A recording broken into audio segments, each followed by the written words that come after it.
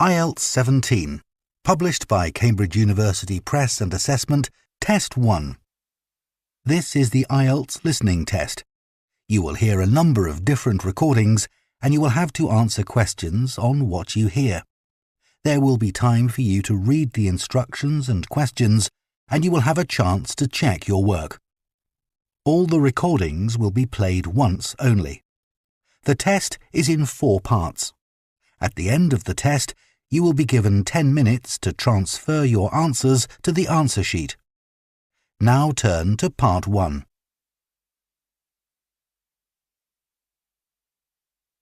Part 1. You will hear a woman called Jan phoning a man about their local conservation group. First, you have some time to look at questions 1 to 5.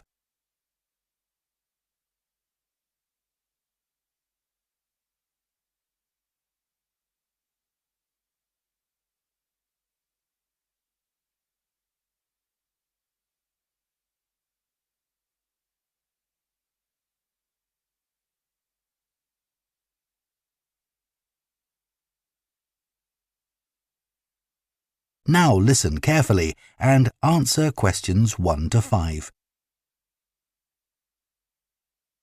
Hello? Oh, hello. My name's Jan. Are you the right person to talk to about the Buckworth Conservation Group? Yes, I'm Peter. I'm the secretary. Good. I've just moved to this area and I'm interested in getting involved. I was in a similar group where I used to live. Could you tell me something about your activities, please? Of course. Well, we have a mixture of regular activities and special events.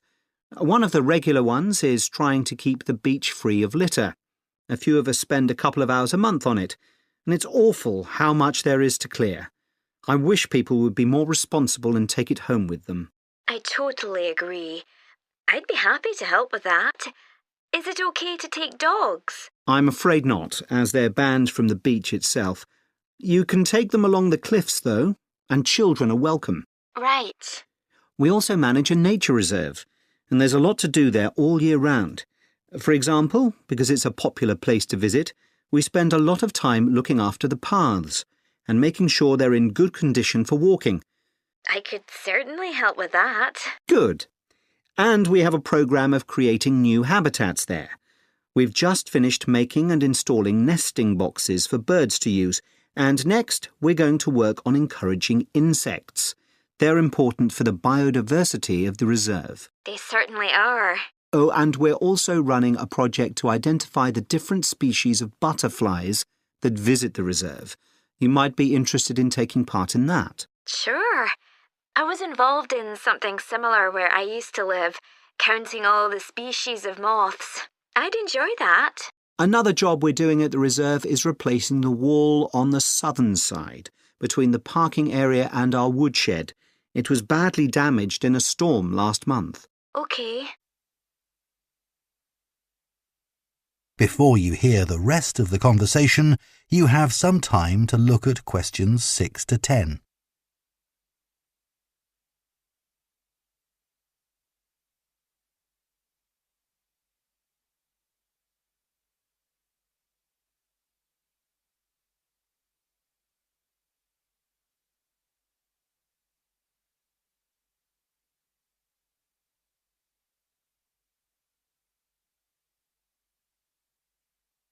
Now listen and answer questions 6 to 10. Then, as I said, we have a programme of events as well, both at the weekend and during the week. Right. I presume you have guided walks.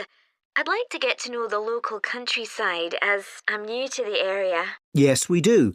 The next walk is to Ruston Island a week on Saturday. We'll be meeting in the car park at Dunsmore Beach at low tide. That's when the sands are dry enough for us to walk to the island without getting wet. Sounds good. The island's a great place to explore. It's quite small and it's got a range of habitats. It's also an ideal location for seeing seals just off the coast or even on the beach. OK. And is there anything we should bring? Like a picnic, for instance? Yes, do bring one, as it's a full-day walk. And of course, it'll be wet walking across and back, so make sure your boots are waterproof. I must buy a new pair. There's a hole in one of my current ones. Well, I'd definitely like to come on the walk. Great. Then later this month, we're having a one-day woodwork session in Hopton Wood. I've never tried that before. Is it okay for beginners to take part? Definitely. There'll be a couple of experts leading the session, and we keep the number of participants down, so you'll get as much help as you need. Excellent. I'd love to be able to make chairs. That's probably too ambitious for one day. You'll be starting with wooden spoons, and of course learning how to use the tools. And anything you make is yours to take home with you. That sounds like fun. When is it? It's on the 17th from 10 a.m. until 3. There's a charge of £35, including lunch, or £40 if you want to camp in the wood. I should think I'll come home the same day. Well, I'd certainly like to join the group. It sounds like you've got... That is the end of Part 1. Part 2. You will hear a tour guide, Lou Miller, speaking to a group of people about a boat trip they are going to take around the Australian island of Tasmania. First, you have some time to look at questions 11 to 14.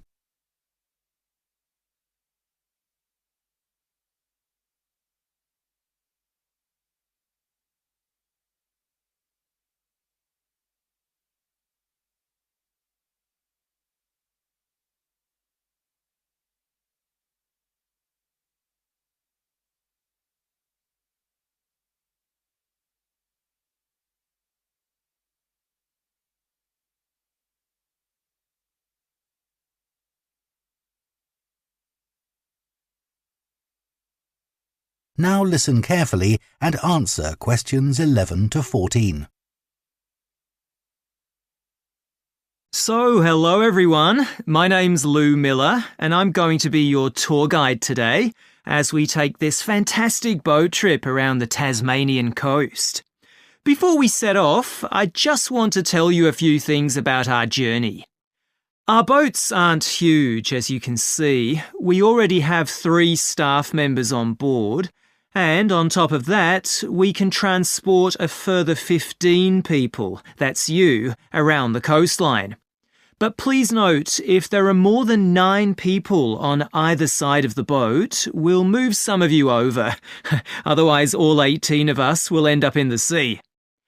We've recently upgraded all our boats. They used to be jet black, but our new ones now have these comfortable dark red seats and a light green exterior in order to stand out from others and help promote our company.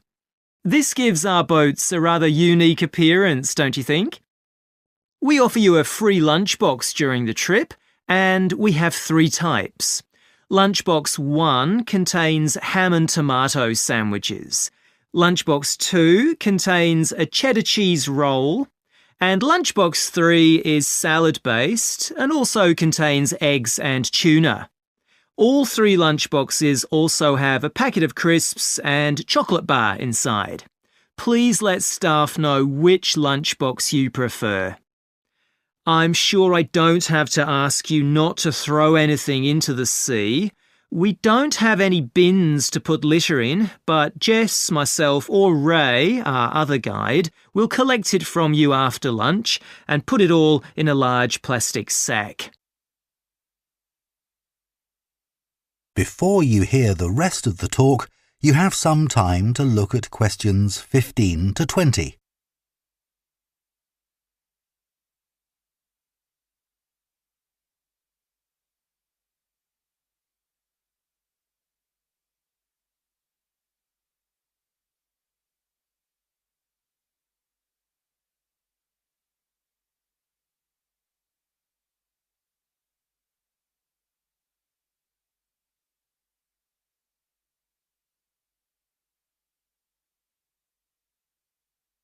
Now listen and answer questions 15 to 20. The engine on the boat makes quite a lot of noise, so before we head off, let me tell you a few things about what you're going to see. This area is famous for its ancient lighthouse, which you'll see from the boat as we turn past the first little island. It was built in 1838 to protect sailors, as a number of shipwrecks had led to significant loss of life. The construction itself was complicated, as some of the original drawings kept by the local council show. It sits right on top of the cliffs in a very isolated spot. In the 19th century, there were many jobs there, such as polishing the brass lamps, chopping firewood, and cleaning windows that kept lighthouse keepers busy. These workers were mainly prison convicts until the middle of that century, when ordinary families willing to live in such circumstances took over. Some of you have asked me what creatures we can expect to see. I know everyone loves the penguins, but they're very shy and unfortunately tend to hide from passing boats. But you might see birds in the distance, such as sea eagles, flying around the cliff edges where they nest. When we get to the rocky area inhabited by fur seals, we'll stop and watch them swimming around the coast. They're inquisitive creatures, so don't be surprised if one pops up right in front of you. Their predators, orca whales, hunt along the coastline too, but spotting one of these is rare. Dolphins, on the other hand, can sometimes approach on their own or in groups as they ride the waves beside us. Lastly, I want to mention the caves. Tasmania is famous for its caves, and the ones we'll pass by are so amazing that people are lost for words when they see them. They can only be approached by sea, but if you feel that you want to see more than we're able to show you, then you can take a kayak into the area on another day, and one of our staff will give you more information on that. What we'll do is to go through a narrow channel past some incredible rock formations, and from there we'll be able to see the openings to the caves, and at that point we'll talk to you about what lies beyond. That is the end of Part 2. Part 3. You will hear two veterinary science students called Diana and Tim discussing their work placements and their course modules. First, you have some time to look at questions 21 to 26.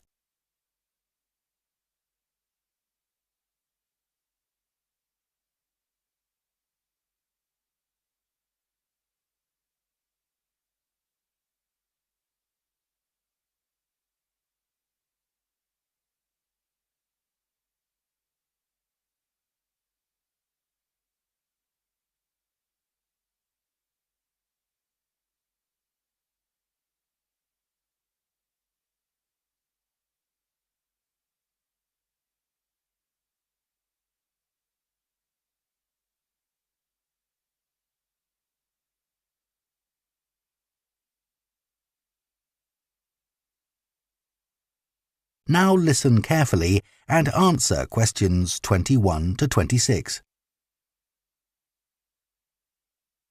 So, Tim, we have to do a short summary of our work experience on a farm. Right.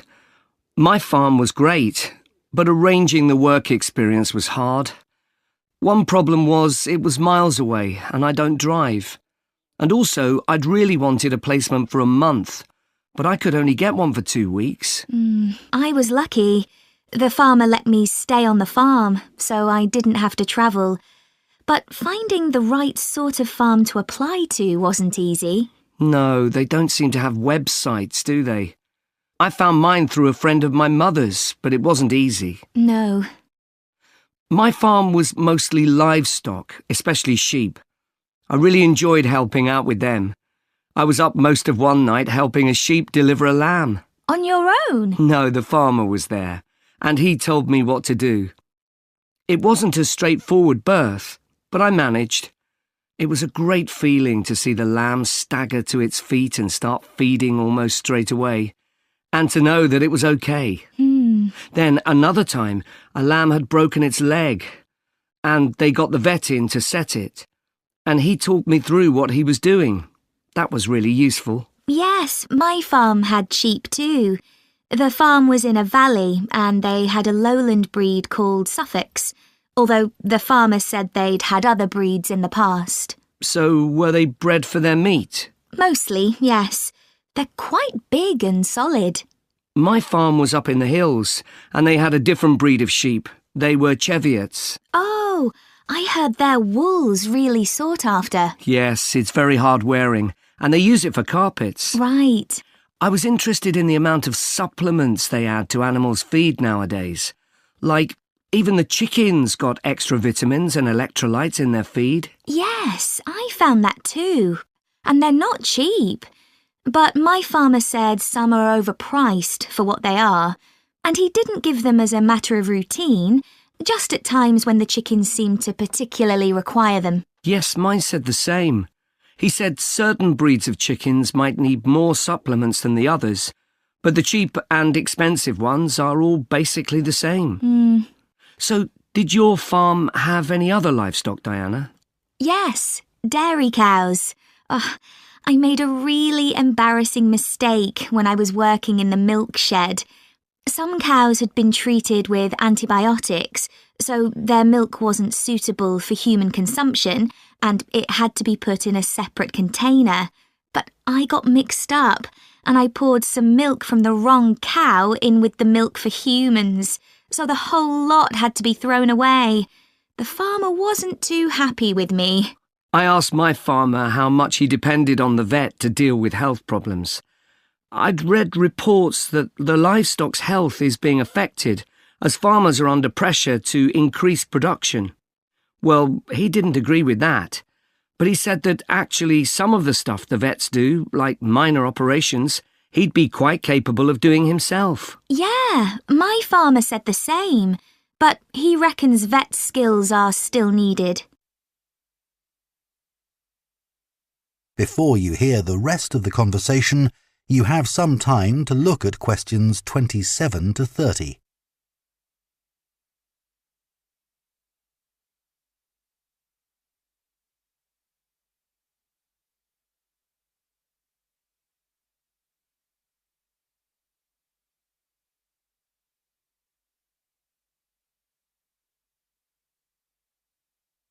Now listen and answer questions 27 to 30.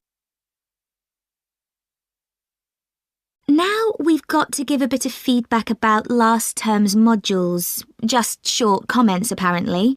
Shall we do that now? OK, so medical terminology. Well, my heart sank when I saw that, especially right at the beginning of the course, and I did struggle with it.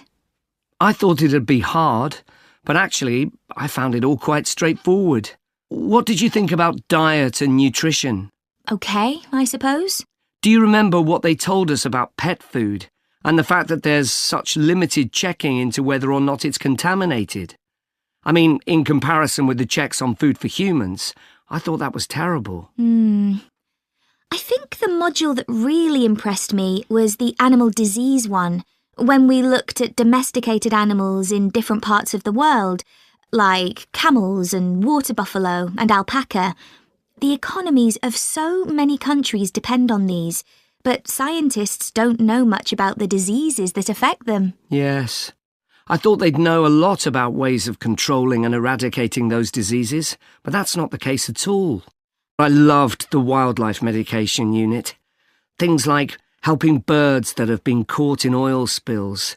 That's something I hadn't thought about before. Yeah, I thought I might write my dissertation on something connected with that. Right. So, actually, I was thinking something along the same lines. That is the end of Part 3. Part 4. You will hear an anthropology student giving a presentation on spiral path designs known as labyrinths. First, you have some time to look at questions 31 to 40.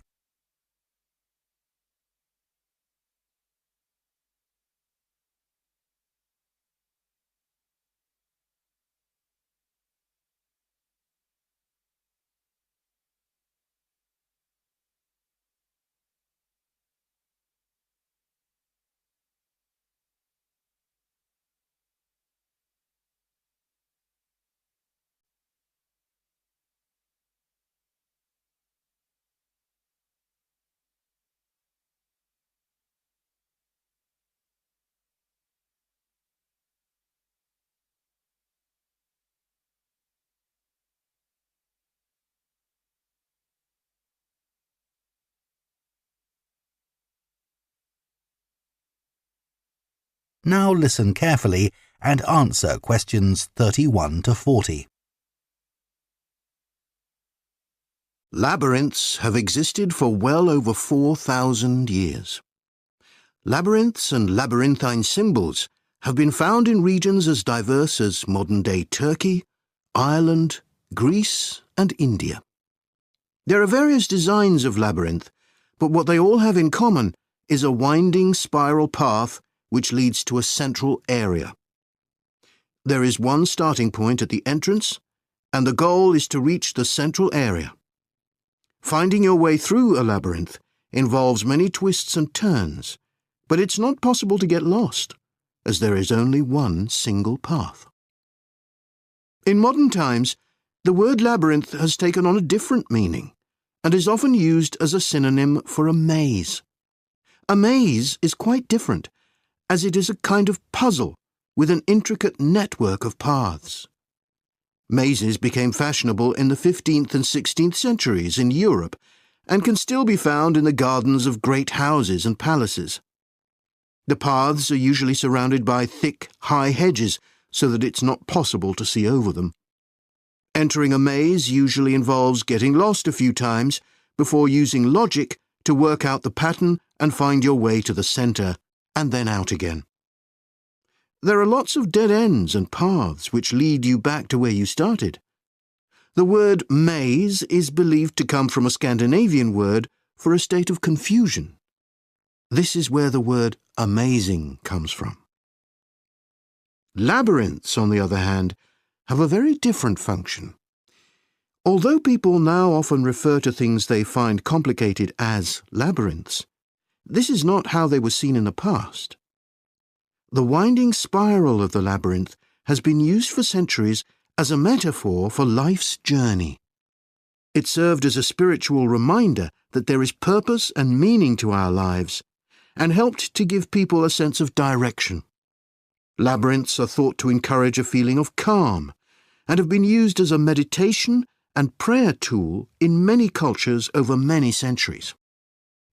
The earliest examples of the labyrinth spiral pattern have been found carved into stone, from Sardinia to Scandinavia, from Arizona to India to Africa. In Europe, these spiral carvings date from the late Bronze Age. The Native American Pima tribe wove baskets with a circular labyrinth design that depicted their own cosmology. In ancient Greece, the labyrinth spiral was used on coins around 4,000 years ago. Labyrinths made of mosaics were commonly found in bathhouses, villas, and tombs throughout the Roman Empire. In northern Europe, there were actual physical labyrinths designed for walking on. These were cut into the turf or grass, usually in a circular pattern. The origin of these walking labyrinths remains unclear, but they were probably used for fertility rites, which may date back thousands of years. 11 examples of turf labyrinths survive today, including the largest one at Saffron Walden, England, which used to have a large tree in the middle of it.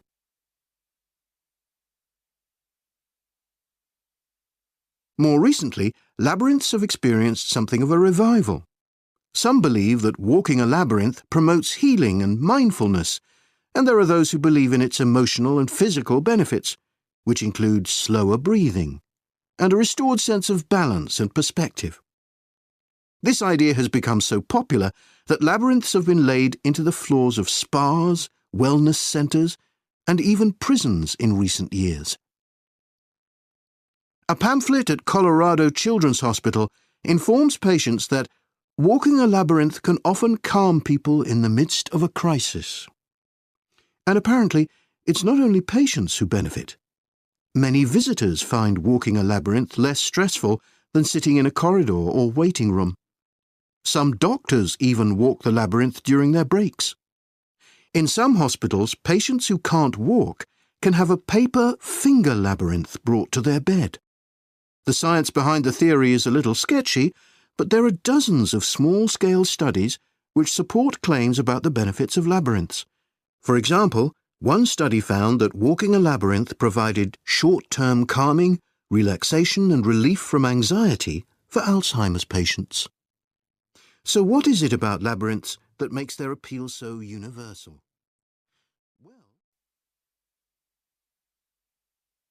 That is the end of part 4.